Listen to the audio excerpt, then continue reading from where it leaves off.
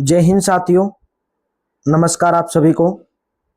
स्वागत आप सभी का आपके अपने चैनल IQ स्टडी सेंटर पर।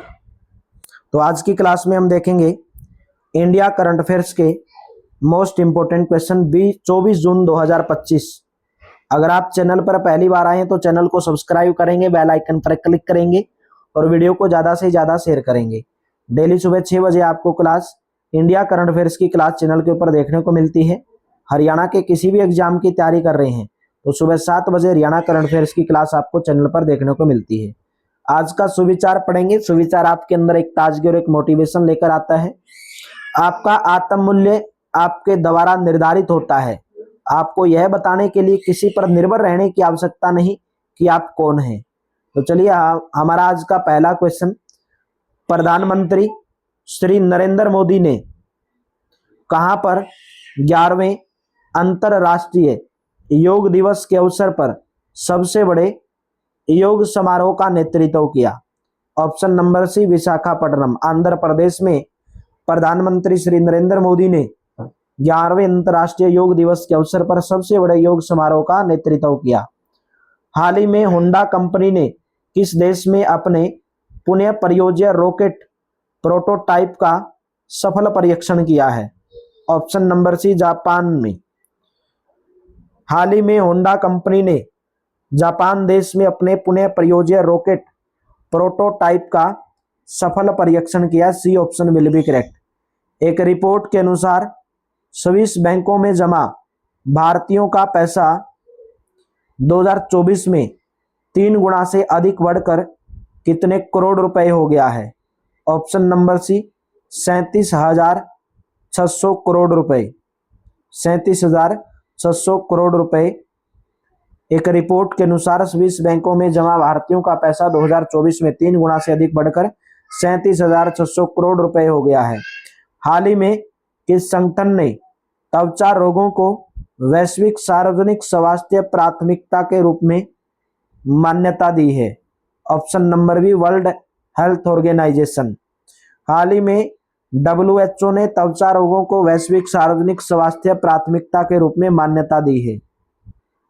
केंद्रीय पर्यावरण मंत्री ने किस नदी में घड़ियाल के बच्चे छोड़कर घड़ियाल प्रजाति संरक्षण कार्यक्रम का शुभारंभ किया है? ऑप्शन नंबर सी, गेरुआ नदी।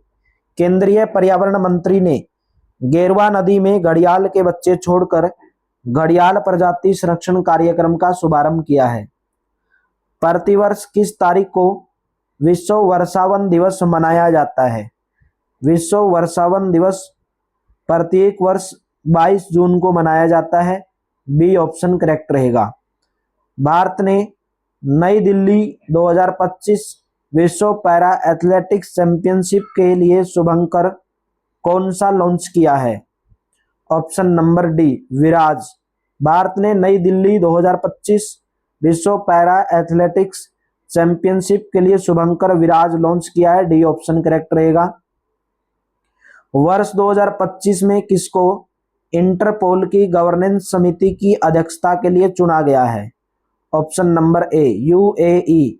वर्ष 2025 में इंटरपोल की गवर्नेंस समिति की अध्यक्षता के लिए UAE को चुना गया है।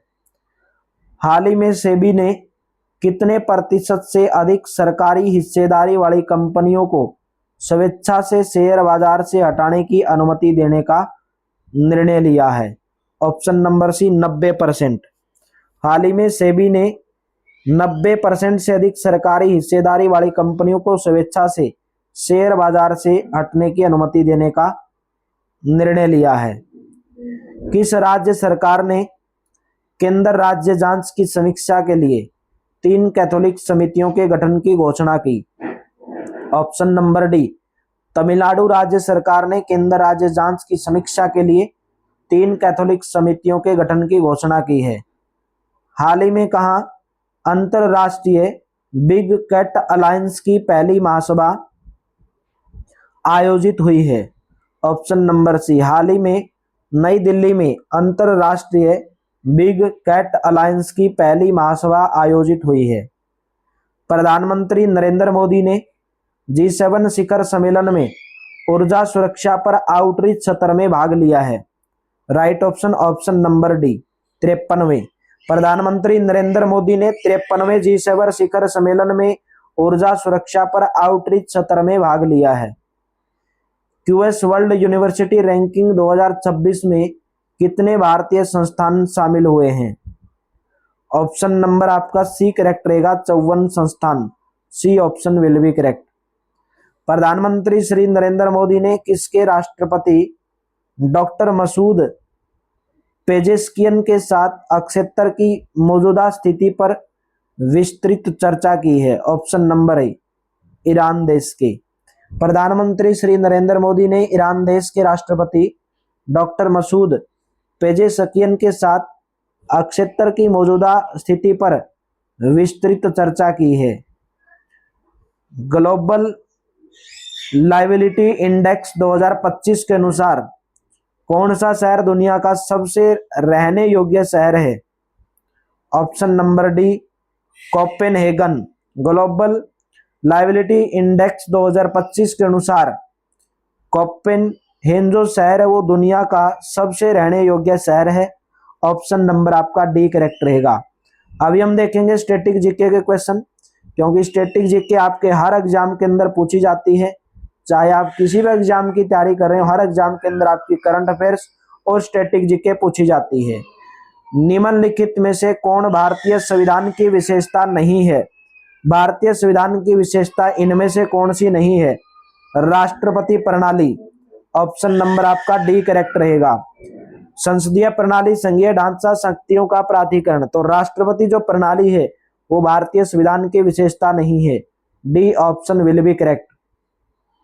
धातु, कार्बोनेट और अम्ल के अभिक्रिया से कौन सी गैस निकलती है?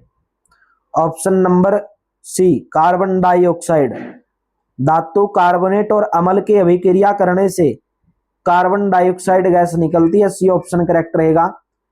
गुर्दे यानी कि किडनी की कार्यात्मक इकाई क्या है? न्यूरॉन, वायु कोशिका, नेफ्रॉन या विलस? गुर्दे की जो कार्यात्मक इकाई है वायु कोशिका।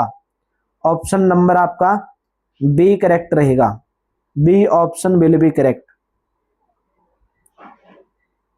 Question number 18। नेक्स्ट क्वेश्चन है, ओजोन परत वायुमंडल की किस परत के अंदर स्थित है? ओजोन परत वायुमंडल की समताप मंडल के अंदर स्थित है। B option will be correct. निम्नलिखित में से किस नदी को बिहार का शोक कहा जाता है? बिहार का शोक कोसी नदी को कहा जाता है। सी ऑप्शन करेक्ट रहेगा। तो क्लास कैसी लगी मेरे दोस्तों कमेंट बॉक्स में जरूर बताएंगे। अच्छी लगी तो लाइक करना, शेयर करना। डिस्क्रिप्शन में टेलीग्राम का लिंक दिया गया है, पीडीएफ के लिए टेलीग्राम चैनल को ज्वाइन करना। डेली सुबह 6 बजे इंडिया करंट अफेयर्स की क्लास। हरियाणा के किसी एग्जाम की तैयारी कर रहे हैं तो सुबह 7 बजे हरियाणा करंट अफेयर्स की class. Thank you, have a nice day. आपका दिन शुभ हो।